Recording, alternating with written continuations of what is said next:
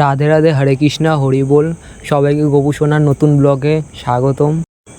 আশা করি গোপালের কৃপায় সকলেই সুস্থ আছেন। আশা করি টাইটেল থাম্বনেল দেখে তোমরা সকলেই বুঝতে পেরেছো যে আজকের ব্লগটা কী নিয়ে শুরু হচ্ছে। হ্যাঁ, আজকের এই ব্লগটা চন্দন যাত্রা উপলক্ষে। আজকে আমি তোমাদের সাথে শেয়ার করব গোপু সোনাকে কীভাবে চন্দন যাত্রায় আমি চন্দন দিয়ে শৃঙ্গার করি। তো তোমরা সবাই দেখতে থাকো। প্রথমে একটা ছোট্ট থালায় চন্দন দিয়ে নিয়েছিলাম, তারপরে গোলাপ জল দিয়ে ওটাকে ভালো করে মিক্স করে নেওয়ার পর গোপু সোনার গায়ে সেটাকে অ্যাপ্লাই করেছিলাম। প্রথমে আমি ওটাকে পাতলা করে কোটিং করে নিয়েছিলাম। চন্দন মাখানোর সময় সকলেই খেয়াল রাখবে গোপু সোনার চোখে যাতে চন্দন না চলে যায়।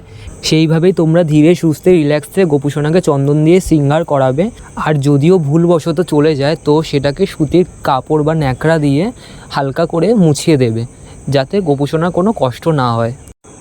এই ভিডিওটা দিতে আমার একটু দেরি হয়ে গিয়েছে, যেহেতু আমার অনেক কাজ ছিল। এবার তোমার এডিটিং সব কিছু থাকে, সেই কারণে একটু লেট হয়ে গেছে ভিডিওটা আপলোড করতে।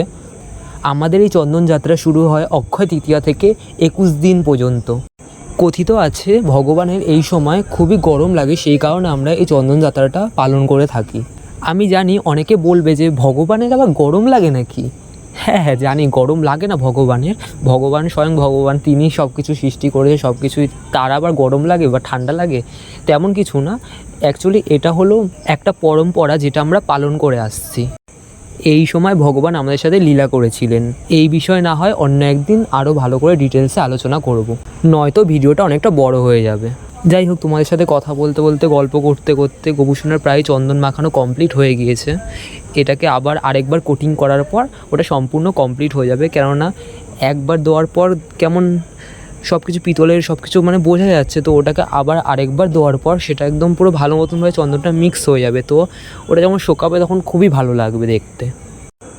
আমি আবার আরেকটু চন্দন দিয়ে নিয়েছি, যেহেতু ওই চন্দনটা একটু কম হয়ে গিয়েছিল। তো আমি বললামই যে আরেকবার আমি চন্দন দেবো, যাতে চন্দনটা একটু গাঢ় হয়, যাতে ফুটে ওঠে, যাতে পিতলের সেই ভাবগুলো না বোঝা যায়, যাতে গোপাল যাতে ঠান্ডা ফিল করে। সেই কারণে আমি আবার একটু চন্দন দিয়ে দিলাম। আবার চন্দন দিয়ে একটু গোলাপ জল দিয়ে ওটাকে মিক্স করে একটা প্রলেপ বানালাম, ওটা আমি আবার গোপু সোনার গায়ে অ্যাপ্লাই করছি। তোমরা গোপু সোনার মুখ দেখেই বুঝতে পারছো যে সে কতটা খুশি, মানে কতটা পরিমাণে খুশি, মানে এত হাসছে চন্দন মাখানোর সময়, আমি নিজে দেখেই অবাক হয়ে যাচ্ছি, মানে এতটা পরিমাণে হাসতে। তোমরা যত ধরে ধরে রিল্যাক্স মুডে চন্দন মাখাবে তত চন্দন মাখানোটা খুব সুন্দর হবে আর দেখতে খুবই ভালো লাগবে। তারপর তোমরা ধরে ধরে রিল্যাক্সে সুতির কাপড় বা গামছা দিয়ে বেসিক জায়গাগুলোকে মুছে নেবে, যাতে ফিনিশিংটা খুবই ভালো আসে আর দেখতে খুবই ভালো লাগে। দেখো, আমার প্রায় চন্দন মাখানো কমপ্লিট হয়ে গেছে। এবার চন্দনটা শুকানোর পালা। এবার আমি গোপু সোনার চরণে ভালোভাবে চন্দন মাখিয়ে নেব। গোপু সোনার চরণে আমি খুব বেশি চন্দন দেব না, যেহেতু চরণটা সেরকম একটা দেখা যাবে না, সেই কারণে আমার পরিমাণ মতন আমি যতটুকু দরকার ততটুকু আমি চন্দনটা দিয়ে দিচ্ছি। আর হ্যাঁ, আমি শুধুমাত্র গুঁড়ো চন্দনের সাথে গোলাপ জল ব্যবহার করেছি। তোমরা চাইলে গুঁড়ো চন্দনের সাথে গঙ্গার জল, গোলাপ জল, আতর, অঘুরু, তারপরে কেশর এগুলো ব্যবহার করতে পারো। আর তোমরা যত মোটা করে চন্দনের প্রলেপটা দেবে তত সুন্দর ফিনিশিংটা আসবে। গোপু সোনার চরণে চন্দন মাখানো হয়ে যাওয়ার পর সবাই মনে করে গোপু সোনার চরণে তুলসী পাতা দান করবে। আমি এই চরণে তুলসী পাতা দিতে ভুলে গিয়েছিলাম, সেই কারণে আমি এই চরণে তুলসী পাতাটা দিয়ে দিচ্ছি। যেই জায়গাগুলোতে চন্দন পড়েনি আমি সেই জায়গাগুলোতে আবার একটু চন্দন দিয়ে দিলাম, যাতে ওই জায়গাগুলো ফুলফিল হয়ে যায়। তারপর আমি ওয়াটার কালার দিয়ে গোপু সোনার প্রিয় তিলক চন্দন এঁকে দিচ্ছি। আর ভয়েস ওভার দিতে যদি কোনো ভুল ত্রুটি হয়ে থাকে তাহলে আমি ক্ষমাপ্রাপ্ত, কেননা তোমরা সকলেই জানো আমি নিজের ভয়েস ওভারে খুব কমই ভিডিও আপলোড করি। আমি আবারও বলছি, যদি কোনো ভুল ত্রুটি হয়ে থাকে তাহলে তোমরা আমাকে নিজের ছোটো ভাই মনে করে ক্ষমা করে দিও।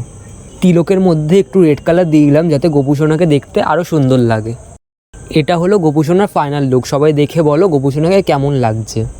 আর ভিডিও যদি ভালো লেগে থাকে তাহলে সবাই চ্যানেলটাকে সাবস্ক্রাইব করে পাশে থেকো। আর ভিডিওটাকে একটি লাইক করে দিও। তোমরা লাইক করলে নেক্সট ভিডিও করতে আরও মোটিভেট হই।